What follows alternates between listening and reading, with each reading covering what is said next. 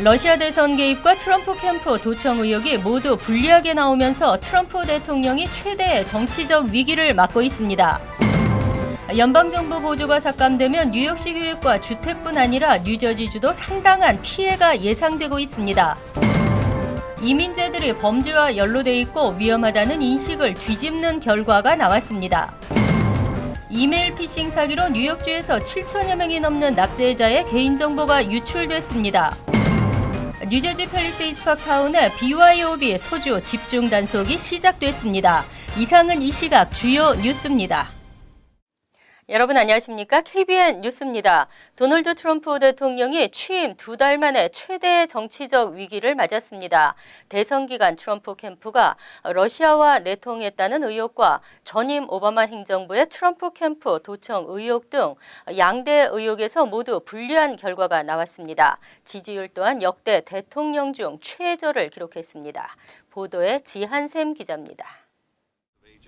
제임스 코미 연방수석국장은 오늘 하원 정보위원회 청문회에 출석해 트럼프 대통령의 도청 주장을 뒷받침하는 정보를 찾지 못했다고 밝혔습니다. 또 오바마 정부의 도청 의혹에 영국 정보기관이 개입됐다는 트럼프 대통령의 주장도 일축했습니다. 마이클 로저스 국가안보부 국장 겸 사이버 사령관 역시 도청 의혹의 증거를 발견하지 못했다고 확인했고 하원 정보위원장도 같은 주장을 했습니다. 반면 러시아가 대선 기간 트럼프 캠프와 내통해 대선 결과에 영향을 미쳤다는 의혹은 조사 중이라는 FBI의 공식 확인이 나왔습니다. FBI 코미 국장은 기밀임을 이유로 구체적인 내용은 확인할 수 없다고 했지만 처음으로 수사 사실을 알렸습니다. 워싱턴 정가에서는 트럼프 대통령이 이 같은 청문회 결과로 상당한 정치적 타격을 받을 것으로 전망하면서 트럼프 대통령이 어떻게 대응할지 주목하고 있습니다. 트럼프 대통령의 지지율 역시 역대 대통령 중 최저를 기록하고 있습니다. 갤럽이 18일 발표한 여론조사 결과에 따르면 트럼프 대통령의 일일 국정 지지율은 37%로 나타났습니다. 일주일 전의 45%에 비해 8포인트 떨어진 수치로 지난 1월 20일 취임 이후 가장 낮은 지지율입니다. 갤럽은 1945년 대통령 지지율 조사를 시작한 이래 취임 2개월 시점을 기준으로 트럼프 대통령이 역대 최저치를 기록했다고 밝혔습니다. KBN 뉴스 지한샘입니다. 백악관 경내 보안이 한층 강화됐습니다. 최근 백악관을 침입하려는 시도들이 여럿 있었고 이들이 체포되면서 내려진 조치입니다. 지난 주말 잇따른 백악관 침입 소동이 벌어졌습니다. 18일 오후 11시쯤 백악관 검문소로 차를 몰고 온 뒤 폭탄이 실려 있다고 주장하던 한 남성이 체포됐습니다. 이 남성은 체포된 뒤 워싱턴 DC 메트로폴리탄 경찰에 인계됐습니다. 언론에 의하면 이 남성은 버지니아 출신 29세로 체포 당시 이 상황은 테스트라고 말하며 자신의 주장이 거짓임을 밝힌 것으로 전해졌습니다. 같은 날 또 다른 한 남성은 백악관 담장 인근에 설치된 바리케이드에 올라가 소리를 지르다 체포되는 일도 있었습니다. 지난 10일에는 백팩에 페퍼 스프레이를 담아 백악관 외곽 경내에 침입해 10여 분 동안 돌아다니다 검거되는 일도 발생했습니다. 경호국은 최근 백악관 경내 보안을 강화했습니다. 한편 트럼프 대통령은 이날도 판비치 말하라고 별장에 머문 것으로 확인됐습니다. 한 달이면 열흘이나 말하라고 리조트에 머물면서 $10,000 이상 과도한 경호 비용이 들고 있습니다. 세금 낭비라는 지적이 쇄도하고 있습니다. 연방정부 보조 뉴욕시 교육 예산이 삭감되면 저소득층 교육에 상당한 차질이 예상되고 있습니다. 주택 보조금 삭감으로 70만 명이, 난방비 보조 삭감으로 30만 명이 피해를 볼 것으로 예측됐습니다. 뉴저지주의 피해도 예상됐습니다. 트럼프 대통령이 의회에 제출한 예산안이 그대로 통과된다면 주택과 보건, 교육과 치안 등 분야에 피해가 엄청날 것으로 우려되고 있습니다. 드블라지오 뉴욕시장은 뉴욕시에 지원되던 연방정부 예산 약 9억 1천만 달러가 삭감될 수 있다며 우려했습니다. 이 중 1억 4천만 달러에 달하는 교육부 예산 삭감은 공립교 방과 후 프로그램과 특별활동에 차질을 빚게 되고 과밀학급은 더욱 심각해질 수 있습니다. 시 주택공사 지원금 3억 7천만 달러 삭감으로 저소득층과 노인, 장애인 등 약 70만 명의 시민이 영향을 받을 수 있을 것으로 예측됐습니다. 아울러 뉴욕시 대테러 방지를 위한 연방정부 예산 1억 9천만 달러도 삭감될 수 있습니다. 뉴저지주의 경우에는 허드슨 리버 새 기차 터널 공사 게이트웨이 프로젝트에 영향을 미칠 것으로 보이고 버겐 카운티 경전철 연장 계획도 현실화가 어려워집니다. 연방교통관리국의 뉴 스타트 프로그램에도 예산이 삭감돼 터널 신축을 위한 지원이 늦어질 수밖에 없습니다. 이외 홍수지도 제작을 위한 예산 1억 9천만 달러가 삭감될 것으로 보이며 저소득층 난방비 보조 프로그램이 폐지되면 노인과 장애인 약 30만 명이 피해를 입을 수 있습니다. 사회적 통념, 즉 일반적인 상식이라고 믿어져 왔던 것들이 바뀌고 있는데요. 이민자들에 대한 편견도 마찬가지입니다. 이민자들이 범죄와 연루돼 있고 위험하다는 인식을 뒤집는 결과가 나왔습니다. 트럼프 대통령의 강력한 반이민 정책이 펼쳐지고 있는 상황에서 최근 이민자 범죄가 많다는 사회적 통념을 정면으로 부정하는 보고서가 발표됐습니다. 사법연구센터 양형 프로젝트와 정책 싱크탱크 카터 인스티튜트가 각각 발표한 보고서에 따르면 이민자들이 저지르는 범죄가 미국 태생 시민보다 현저히 적은 것으로 나타났습니다. 또 현재 교도소에 수감돼 있는 재소자도 이민자보다 미국 태생이 훨씬 많은 것으로 나타났습니다. 범죄 유형은 괴롭힘, 폭행, 교통 위반 등 다양한 유형으로 조사됐습니다. 보고서는 소득과 교육 수준이 낮음에도 이민자들은 미국 태생보다 강력 범죄와 단순 범죄 등 모든 분야에서 개입하는 사례가 적었다고 설명했습니다. 카터 인스티튜트 보고서의 18에서 54세 교도소 수감 비율을 보면 미국 태생 시민은 1.53%가 제소된 상태였으나 서류 미비자는 0.85%, 합법 이민자는 0.47%에 불과했습니다. 실질적인 수감 규모에서도 미국 태생 시민은 200만 명이 넘었고 서류 미비자는 12만 3천 명, 합법 이민자는 6만 4천 명으로 나타났습니다. 하지만 트럼프 대통령은 범죄 전력 이민자 200에서 300만 명을 추방하겠다고 공약하면서 반이민 행정 명령을 실행하고 있습니다. 이메일 피싱 사기로 뉴욕주에서 7천여 명이 넘는 납세자의 개인정보가 유출됐습니다. 앞으로는 회사 고위 임원의 이메일도 함부로 열어보면 안 되겠습니다. 출처가 의심스러운 경우는 이메일을 열지 말고 삭제할 것이 권유되고 있습니다. 17일 뉴욕주 조세재정국은 세금 보고 관련 정보를 가로채는 이메일 피싱 사기로 7,100여 명의 소셜 번호와 개인정보가 유출됐다고 밝혔습니다. 사기 범죄자들은 스쿠핑과 같은 해킹 기술을 사용해 회사 경영진을 가장해 직원 개개인의 민감한 개인정보를 요청하는 방식을 사용한 것으로 파악됐습니다. 조세재정국은 기업의 급여 담당과 HR 부서를 비롯 건강보험, 법률 서비스, 제조 부문으로 확산되고 있다며 우려했습니다. 사기 피해를 방지하기 위해서는 기업 최고 경영자나 고위급 임원 등을 사칭해 직원 정보를 요청하는 이메일을 지속적으로 보내더라도 절대 정보를 제공하지 말 것과 개인정보를 다루는 세무 전문가들은 조세재정국과 국세청 등 출처가 분명한 기관에만 고객 정보를 제공하고 가급적 빠른 시일 내에 소득세 신고를 마쳐 신분 도용을 통한 세금 환급 사기를 사전에 방지해야 한다고 강조했습니다. 이외에도 의심스러운 IRS 관련 통신이 수신될 경우 답변하지 말 것, 첨부 파일을 열어보지 말 것, 어떤 링크도 클릭하지 말 것 등이 당부됐습니다. 또 IRS에 즉시 신고하라고 요청했습니다. 연소득 부부 3만 7천 달러 이하 가정이 은퇴 플랜에 적립한 경우 세금 공제를 받을 수 있습니다. 규정을 알지 못해 혜택을 받지 못하는 경우도 많다고 합니다. 소득이 낮으면서 적립을 많이 할수록 세금 크레딧의 금액은 증가합니다. 국세청에 따르면 부부 합산 조정 총소득이 37,000달러 이하일 경우 세이버스 크레딧 혜택을 통해 소득공제를 받을 수 있습니다.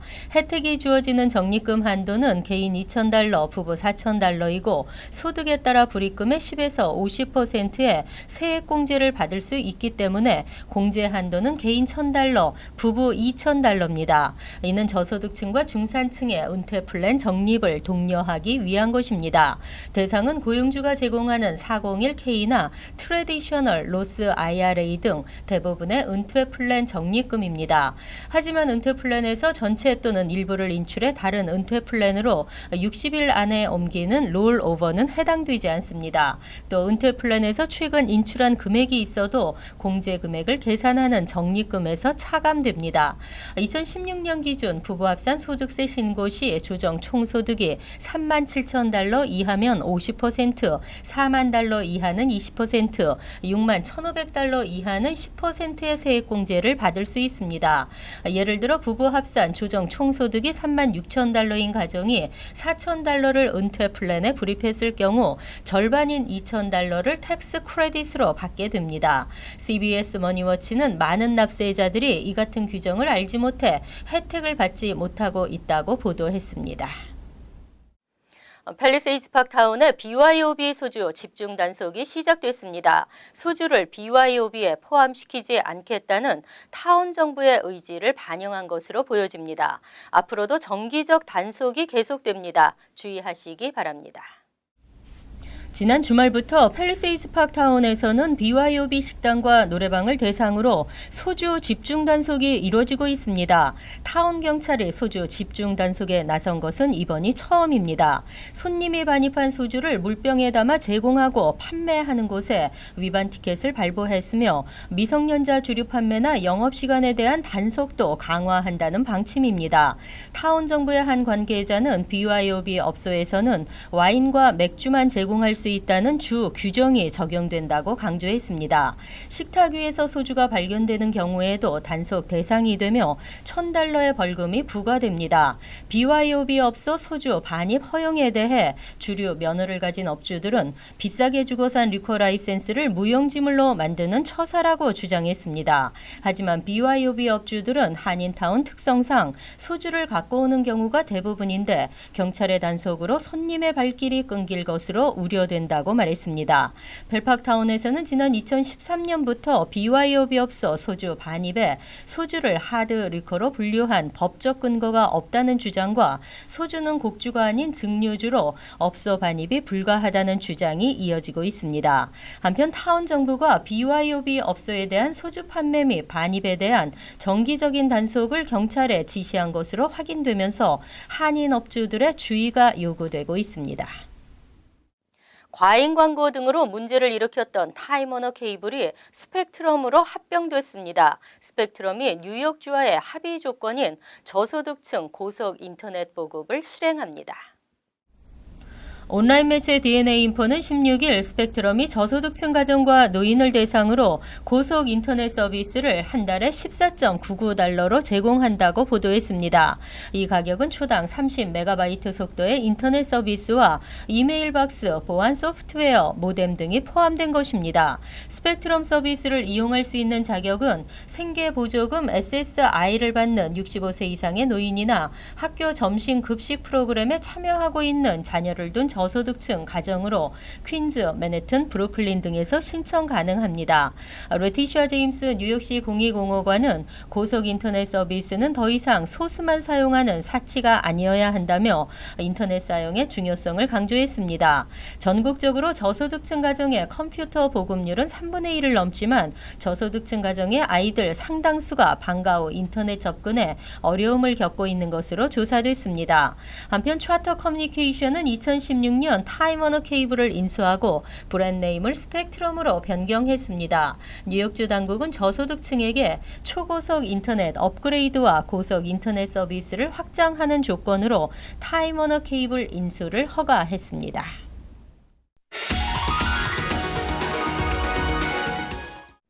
이어서 LA 지역 한인사회 소식입니다. 국제올림픽위원회 IOC가 LA와 프랑스 파리를 오는 2024년과 2028년 하계 올림픽 개최 도시로 동시에 선정할 가능성을 내비춰 관심이 집중되고 있습니다.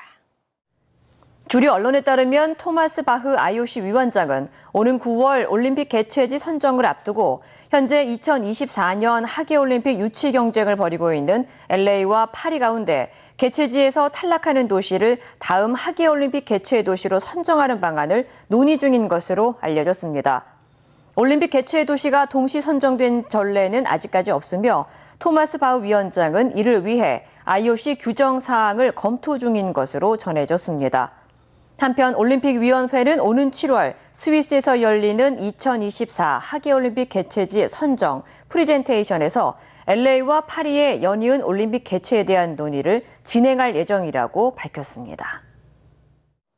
에이즈 감염자들이 다른 사람에게 HIV를 전파할 경우 중범죄가 아닌 경범죄로 처벌해야 한다는 법안이 캘리포니아주에서 추진되고 있습니다.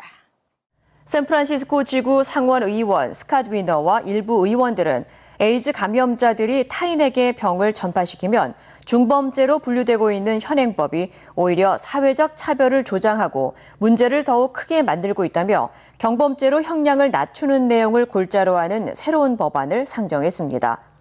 현행법상 에이즈에 걸린 사실을 인지하고서도 피임 도구를 사용하지 않고 성관계를 맺거나 수혈을 해 다른 사람에게 HIV 바이러스를 감염시키는 등 고의적인 전파 행위는 최대 7년형에 달하는 중범죄로 분류되고 있습니다. 이와 관련해 일부 의원들은 HIV 바이러스에 대한 비이상적인 공포감과 법적 제재가 오히려 에이즈 환자들로 하여금 병을 숨기고 치료를 받는 것을 거부하도록 만들어 에이즈 감염을 부추기고 있으며 의학의 발전으로 에이즈 사망률도 줄고 있는 만큼 현행법이 공정하지 못하다고 지적했습니다. 한편 최근 의학 수준의 발전으로 지난 2005년 200만 명에 달했던 에이즈 사망자 수는 지난해 110만 명으로 절반 이상 감소한 것으로 나타났습니다. 월드리포트입니다. 봄에 두 얼굴이 함께하고 있는 계절입니다. 한편에서는 아직도 꽁꽁 얼어붙은 겨울인가 하면 한쪽에서는 봄이 한창입니다. 봄 기운이 무르익고 있는 중국 윈난성. 노란 유채꽃이 파란 바탕에 봄을 수놓기 시작했습니다. 계단식 유채꽃밭 사이사이엔 형형색색의 열기구들도 자리를 잡았습니다. 열기구에는 봄처럼 싱그러운 신랑 신부들이 타고 있습니다. 从缅甸过来，就专门为这次婚礼的。 오늘은 새 봄을 맞아 16쌍의 신랑 신부들이 꽃밭에서 합동 결혼식을 올리는 날. 유채꽃처럼 화사한 신랑 신부들은 생애 최고의 봄날을 사진 속에 담았습니다. 就突然感觉这些油菜花是吧？我来这边还是有一段时间了，我就觉得也就这样。但是今天做下去以后，就感觉到特别不一样，觉得特别的漂亮。 봄 기운이 완연한 미국 캘리포니아의 들판은 노란색과 오렌지색 야생화 천지입니다. 캘리포니아 양귀비로 불리는 금영화입니다. 따사로운 햇살에 가벼운 옷차림을 한 주민들은 금영화로 물든 들판을 거닐며 봄이 선물한 꽃잔치를 만끽합니다. 지난 겨울 미국 서부에 유례없이 많은 눈과 비가 내리면서 어느 해보다 많은 금영화가 꽃망울을 터뜨린 것으로 보입니다. This year we have had 30 atmospheric river storms to date, which is just an incredible number. 반대로 미국 동북부 지역은 전례 없는 3월 한파로 계절이 역주행을 했습니다. 워싱턴에선 이제 막 꽃망울을 터뜨리기 시작한 벚꽃이 그대로 얼어붙어 벚꽃 축제도 미뤄졌습니다. Did you come down here to see the cherry blossoms today? I did. Braving the cold and frozen toes and fingers. 온타리오 호수 근처의 주택들은 애초에 얼음으로 만든 집이 아닌가 착각이 들 정도로 건물 전체가 꽁꽁 얼어붙었습니다. 바람에 날린 호수물이 건물에 달라붙으면서 얼음 왕국을 만들어버린 겁니다. 폭설이 쏟아진 거리는 한겨울로 돌아갔고 아이들은 창고에 넣어둔 눈썰매를 다시 갖고 나왔습니다. It was insane. We could barely see. It was not visible at all. 미국 기상청은 이번 주부터는 뉴욕과 워싱턴을 포함한 북동부 지역의 기온도 많이 오르면서 전형적인 봄 날씨가 시작되겠다고 밝혔습니다. 간추린 소식입니다. 데보라 글링 뉴욕주 하원 의원은 정당한 이유 없이 투표를 행사하지 않는 뉴욕 유권자에게 $10의 벌금을 부과하는 내용의 법안을 발의했습니다. 낮은 투표율 문제를 해결하기 위한 의무 투표제의 일환이며 추징된 벌금은 투표제 개선을 위해 쓰이게 됩니다. 글링 의원은 투표에 대한 의무는 시민들의 정치 참여를 높일 수 있다고 밝혔습니다. 하지만 뉴욕주 상원선거위원회는 투표를 하지 않을 권리도 있다고 비난했습니다. 국제 마약 조직 8명이 한미 공조 수사에 의해 일망타진됐습니다. 밀반입한 마약은 수백억 원에 달하며 이들은 마약을 시리얼에 숨겨 군사우편으로 한국으로 발송하는 수법을 사용했습니다. 대부분 미주 한인 2세들로 구성됐으며 2명은 시민권자입니다. 또 이들 중 상당수는 미국에서 각종 범죄에 연루돼 한국으로 추방된 전과자들인 것으로 나타났습니다. 뉴욕시 소비자보호국은 16일 대형 자동차 딜러십 메이저월드의 중고차 딜러 3곳을 사기 및 허위 광고 등의 혐의로 고발했습니다. 소비자보호국은 메이저월드 딜러를 이용한 30명의 소비자들이 사기 피해를 입었다며 고객들에 대한 보상액 $77만 벌금 $170만 등 총 $247만 물도록 하고 딜러 라이센스 취소를 강구 중이라고 밝혔습니다. 뉴저지 잉그루드 병원에서 25일 오전 10시 30분부터 의학 세미나가 개최됩니다. 감염내과 고판석 전문의가 강사로 나서며 당뇨에 대한 궁금증을 풀어주는 시간이 마련됩니다. 에밀리 킴 영양사는 당뇨를 예방할 수 있는 건강한 밥상을 소개하고 식이요법과 칼로리 계산법 등의 정보를 제공합니다. 반드시 예약하셔야 하고 무료 당뇨 검사와 푸짐한 경품도 마련됐습니다. 환율과 증권 소식입니다.